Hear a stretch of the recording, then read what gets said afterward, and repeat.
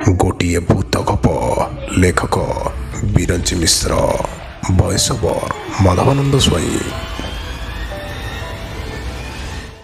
मुझे भूत कौन जानी सेतबेलर घटनाटी मु बोधे द्वितीय कि चतुर्थ श्रेणी पढ़ुली। सब जेजेमा पाख राति सारा शुए। जेजेमा पाख शोबार मजा पूरा निरा। गोटे रातिर कथा राणी फूल पर जन्न पड़ता है। पूरा दिन भली लगुता है। अधराति गड़ी जाऊ बोधे मो जेजेमा शोई पड़ा कहीं से अफिम खाई सल शोई पड़े। गोटे दुईटा बेल उठी पड़े और राति सारा शुएनि किंतु मत से कहीं निद हो नाला। तेणु मुझे एपट सेपट होता है। बेले बेले कबाट अल्प खोली बाहर को देखुता है। गोटे थर एमती खोलीदेला बेलू देखिली गोटे छोट पिलाटी ठिया होईची।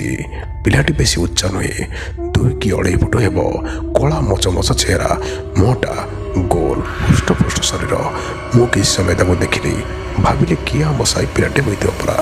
देखिली आम साई पिला तो नुहे। कबाट खेलीदेली पुणी धीरे धीरे खोली देखिली पिलाटी सेमती ठिया होता है। तापर सी मते ता हाथ ठानी ता पाखक डाकिला। अचिना पिलाटा मत एत राति डाकुची कि टिके डर डर लगुता है। प्राय अध घंटा हो गलानी सेमती ठिया होता है। मझे मझे ठाई ठाई डाकुता है। कबाट बंद करदेली भाविली शोई पड़ी हेले निद होउची केउठी।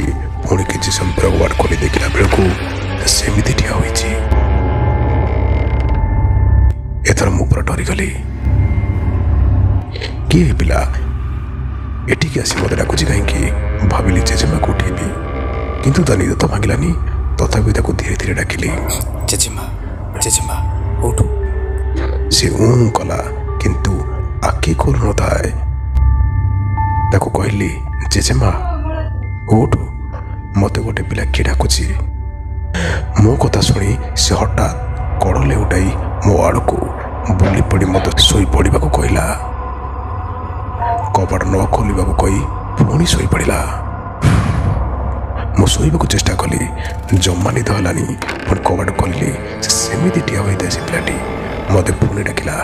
जेजेमा को पुणी उठेली। से कहला मो नातीटा परा शोई पड़ तो निद भांगी जाए। जेजेमा कहला सेटा अथर बाड़ुआटा। से कबाट खोलिकी जा पड़ा बोली हाथ ठारी कहीदेला। मते जबरदस्त शुआईदेला। सकाल पचारि जेजेमा अथर बाड़ुआटी कौन? से कहला जो पिला माने बा न होई मरी जाती से माने होउचंते अथर बाड़ुआ गोटे प्रकार भूत। एक शुणी मो भयर थरिबाकू लगिली।